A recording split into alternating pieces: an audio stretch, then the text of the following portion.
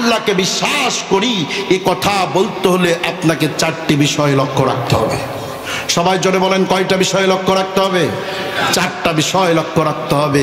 তার এক নাম্বার, আল্লাহর অস্তিত্বে বিশ্বাস করতে হবে। আল্লাহ বলে একজন আছেন, এটা আপনারা সবাই বিশ্বাস করেন? তাহলে আল্লাহকে বিশ্বাস করি এ কথা বললে কয়টি বিষয় মানতে হবে? চারটি। এক নম্বরে আল্লাহর অস্তিত্বে বিশ্বাস করতে হবে। এই পৃথিবীতে বহু নরধম এমন আছে, বহু নরধম এমন আছে যারা আল্লাহকেই বিশ্বাস করে না। আছে না নাই? এমন নাস্তিক আছে না নাই? যাদের বক্তব্য দেয়ার ইজ নো গড, স্রষ্টা বলে কিচ্ছু নাই। আমার প্রিয় মুসলমান ভাইরা, ইমাম জাফর সাদিক রাহমাতুল্লাহি আলাইহি এক পথ দিয়ে যাচ্ছেন, হঠাৎ করে একজন নাস্তিকের সঙ্গে দেখা হয়ে গেল। নাস্তিক ডেকে বলল, জাফর সাদিক, তুমি যেই আল্লাহর দাওয়াত মানুষকে দাও, আমি তো সেই আল্লাহতে বিশ্বাস করি না। তবে তোমারে শোনায় দেই, তুমি যদি আমার কাছে প্রমাণ করে দিতে পারো আল্লাহ বলতে সত্যিই একজন আছে, তাহলে তোমাকে কথা দিচ্ছি তোমার হাতে হাত রেখে আমি ঈমান এনে ঈমানদার মুসলমান হয়ে যাব। হযরত জাফর সাদিক রাহমাতুল্লাহি আলাইহি ডেকে বললেন, নাস্তিক রে, সাধারণ কয়েকটা প্রশ্ন তোমাকে করি, উত্তর দাও তো দেখি। ও নাস্তিক, মনে করো তুমি একটা নির্জন প্রান্তর দিয়ে যাচ্ছ, যেখানে কোনো বাড়ি নাই, কোনো পশু পাখি নাই, কোনো কিচ্ছু নাই। হঠাৎ করে রাস্তার মধ্যে তুমি দেখলে সেখানে ছাগলের বিষ্ঠা পড়ে আছে। তোমাকে যদি প্রশ্ন করা হয় এই রাস্তা দিয়ে কি গিয়েছে, তুমি কি বলবা? নাস্তিক বলতেছে, যেহেতু ছাগলের বিষ্ঠা পড়ে আছে আমি বলবো এই পথ দিয়ে ছাগল গিয়েছে। ইমাম ডেকে বলল, নাস্তিক রে, মনে করে সেখানে গাধার বিষ্ঠা পড়ে আছে, আর তোমাকে যদি বলা যায় এই পথ দিয়ে ঘোড়া গিয়েছে, তুমি বিশ্বাস করবা কিনা? নাস্তিক বলছে, তা বিশ্বাস কেন করব, যেহেতু গাধার বিষ্ঠা পড়ে আছে তার মানে গাধা গিয়েছে, ঘোড়া যাওয়ার প্রশ্নই আসে না।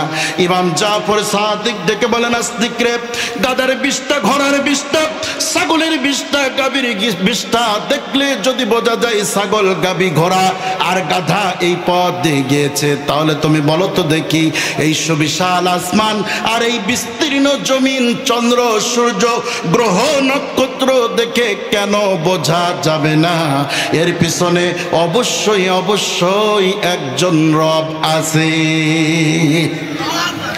আমার প্রিয় মুসলমান ভাইরা, আল্লাহ রাব্বুল আলামিন তাম পৃথিবীর ঈমানদারদেরকে ডেকে বলতেছে, ও ঈমানদারেরা, সমস্ত নাস্তিকদেরকে শোনায় দাও, তাদেরকে জানায় দাও, তারা যদি আমার সৃষ্টি নিয়ে একটু গবেষণা করে তাহলে পরে আমি আল্লাহ রব্বুল আলামিনের পরিচয় তাদের সামনে পরিষ্কার হয়ে যাবে।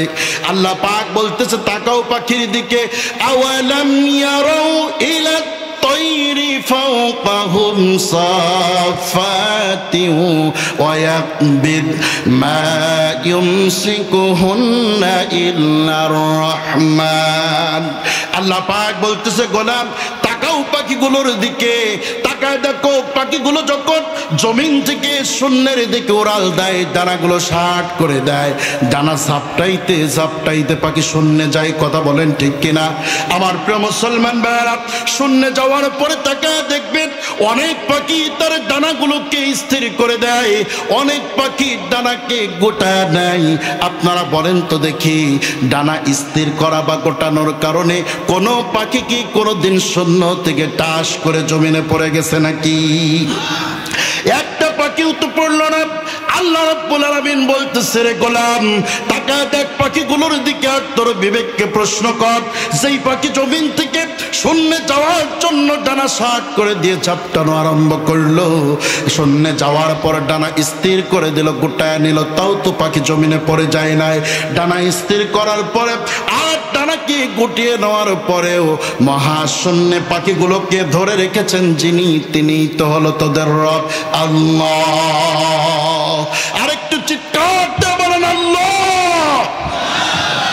আল্লাহ বলে একজন আছে না নাই? আরো জোরে বলেন, আছে না নাই?